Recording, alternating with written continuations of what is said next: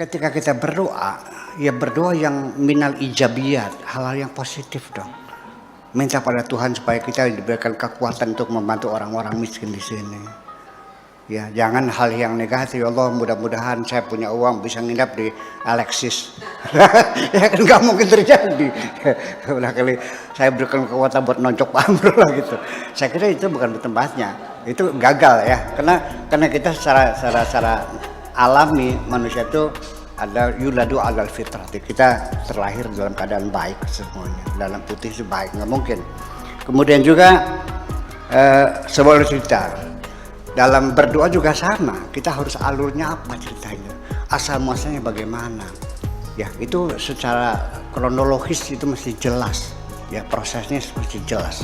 Kemudian juga yang ketiga itu mesti diulang-ulang, jangan sekali, terus berkali-kali, berulang-ulang.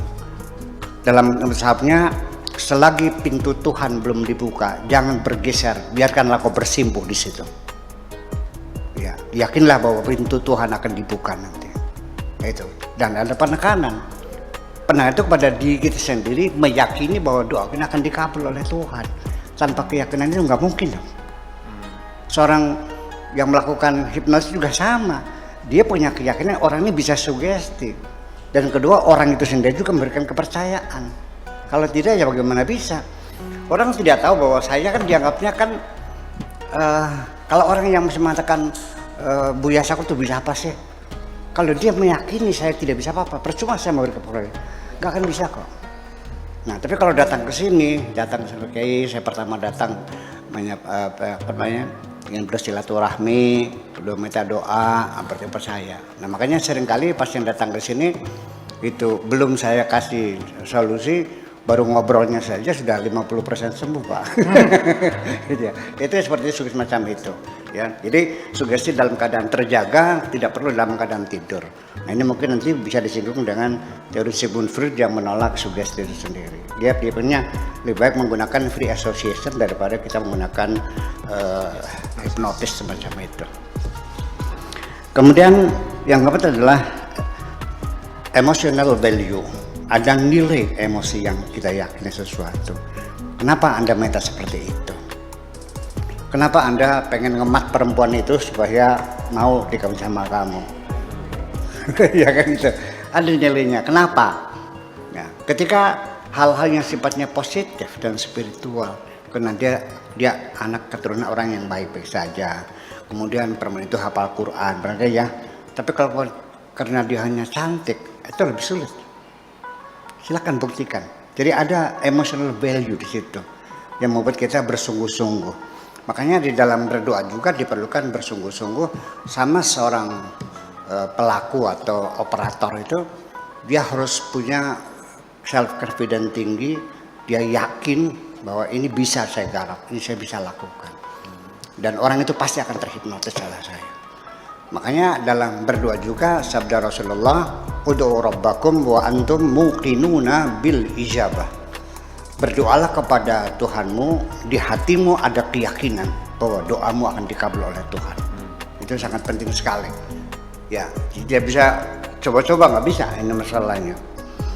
Kemudian yang kelima itu mudah dipahami dalam berdoa. Dalam sugesti juga sama. Lebih mudah mengesugesti seseorang itu menggunakan bahasa yang mudah dipahami orang itu. Apalagi orang itu uneducated ya. Ya, pakai bahasa Semarang silakan. Pakai bahasa Dermayu apalagi cemerak gitu. Kunyuk gitu ya, dengan bahasa ibu gitu. Ya. Saya sering sekali menyinggung persoalan salah kaprahnya orang berdoa. Mereka mencari doa-doa yang takbir kalimatnya itu yang indah-indah. Saya juga punya segudang doa yang kalimatnya indah-indah. Enggak ada yang saya pakai kok. Karya sastra boleh, ya kan? Nah, tapi yang penting adalah bisa kita pahami. Bayangkan seseorang berdoa di atas mimbar. Setengah jam masih belum selesai. Sampai saya aminnya siapa ini? Amin, Amin amin amin amin. Allahumma. Yang dibaca apa? Doa atasah, doa nur buat, doa kunut, semua doa dibaca semuanya. Ternyata ketika saya tanya, apa yang kau minta? Nggak tahu. Banyak sekali acara doa setelah selesai acara, namanya juga acara doa ya, acara seremonial. Di akhir acara penutupan ini dengan doa disampaikan oleh Bapak Kiai Tato. Nah, ternyata dia menghafal doa yang tidak tahu maknanya. Ini gagal. Lah bagaimana Tuhan nggak bingung? Kamu minta apa? Nggak tahu katanya. Minta apa? Nggak tahu. Kemudian ada lagi doa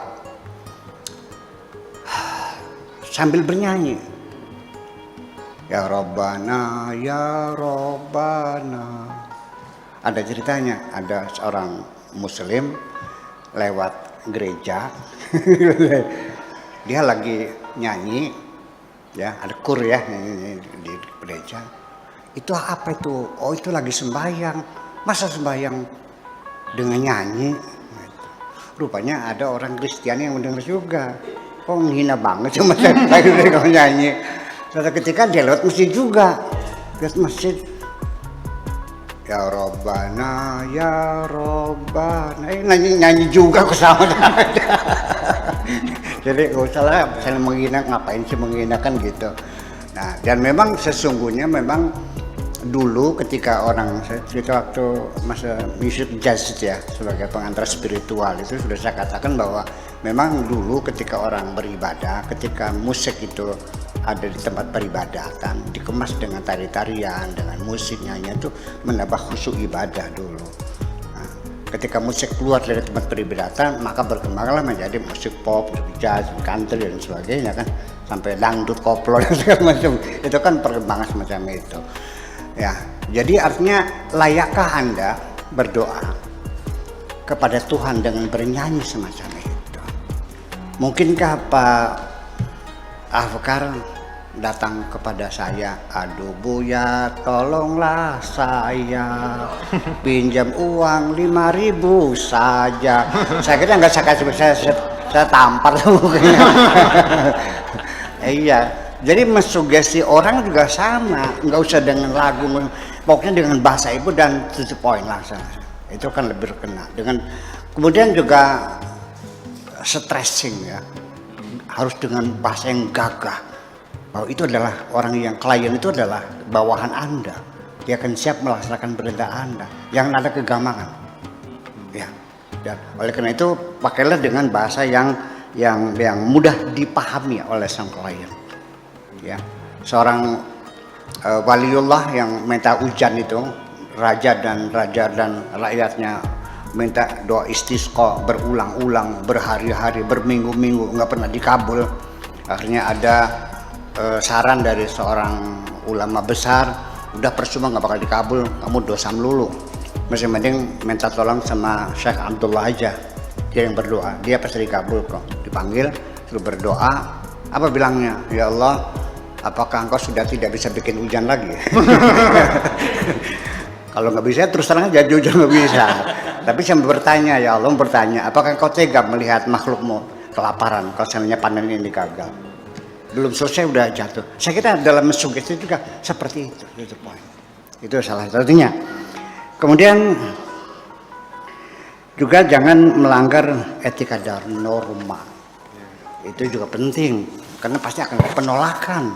Karena semua orang juga meyakini adanya norma-norma etika itu ada. Sejahat-jahatnya manusia, norma-norma etika itu masih diyakininya kok. Hanya dia yang memanipulasi sendiri. Saya kira mungkin itulah perkawinan antara doa dengan sugesti untuk Terima kasih. Assalamualaikum warahmatullahi wabarakatuh.